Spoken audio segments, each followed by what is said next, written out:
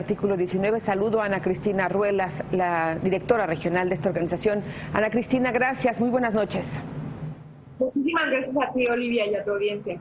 Pues cumplen 10 años la organización en nuestro país y lo que hoy decían en la presentación es que en esta década lo que ha podido documentar Artículo 19 año tras año es un aumento en la violencia hacia los periodistas en el país. Así es, en estos 10 años hemos podido advertir sobre una política bien articulada de parte de todas las instituciones de Estado y de parte de todos los niveles de las autoridades para inhibir los flujos efectivos de información. Y en esa medida creemos que el mayor obstáculo al que se enfrentan los flujos de información es justamente la amenaza, la desaparición, la intimidación a la que se enfrentan los periodistas. Desgraciadamente, en 2016 ya dábamos cuenta de números históricos de agresiones contra la prensa. Hoy, en 2017, hablamos del año más sangriento para la prensa, con 507 agresiones y 2 asesinatos. 1.986 agresiones han sido cometidas durante el sexenio de Enrique Peña Nieto y aún falta contar las del 2018. Tomando en cuenta además que las agresiones en contextos electorales se incrementan de manera constante, lo vimos en 2016, con un incremento de alrededor del 300% de las agresiones ocurridas en las elecciones o en el proceso electoral de Coahuila, del 158% del Estado de México y del 600% del Estado de Nayarit. Estamos preocupados porque vemos cómo constantemente el Estado está tratando de cancelar las salidas de información que le permita a la sociedad tomar decisiones para su desarrollo, para su bienestar, para la transición, para lo que sea. Es importante hablar de democracia. Cuando hablamos de democracia tenemos que hablar de derechos y en esa medida uno de los derechos más importantes que se tienen que hacer prevalecer y que tienen que garantizar en una democracia tienen que ver precisamente con la libertad de expresión y la libertad de información. Ana Cristina, ustedes también decían hoy algo que ya se ha repetido, que lo ha dicho Artículo 19, que también lo ha dicho, por ejemplo, Reporteros Sin Fronteras. Los niveles de violencia hacia los periodistas en México son los de un país que tiene una guerra declarada y México se sigue ubicando como el país pues más inseguro para ejercer el periodismo en toda América Latina. Efectivamente. Es el país que únicamente es comparable con países como Siria, como Irak, donde existen guerras.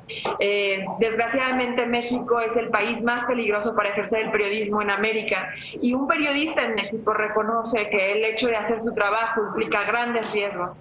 Incluso por ello es que hemos llegado a tener zonas completas de silencio, estados en los que ya no existe el periodismo, en los que los periodistas se han desplazado de ahí para no vivir un riesgo, para no enfrentar a su familia a los riesgos que implica la verdad, el que el Estado se sienta incómodo por la divulgación de esta información. Y esto tiene que ver con los altos niveles de impunidad.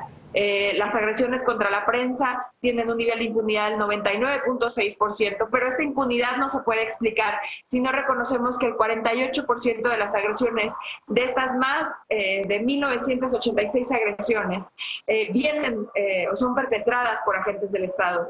El Estado es incapaz de investigarse a sí mismo y por eso precisamente en este informe Democracia Simulada damos cuenta de una serie de acciones que cualquier gobierno, que estos 3.400 candidatos que van a ocupar diversos cargos públicos tras el proceso electoral tendrían que adoptar para hablar de democracia, para garantizar la libertad de expresión y para garantizar que la sociedad llegue a la información objetiva, eficaz y plural.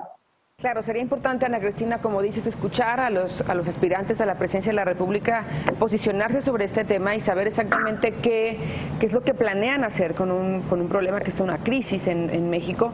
Y por último, quisiera preguntarte sobre otro punto que se subrayó mucho hoy en la presentación del informe, y es que en México la protección hacia los periodistas ha sido simulada. Se han creado instancias especiales, fiscalías, mecanismos para atender a los periodistas que han recibido amenazas o para que se investiguen los crímenes o las desapariciones. Y sin embargo, lo que tenemos es que la situación no mejora.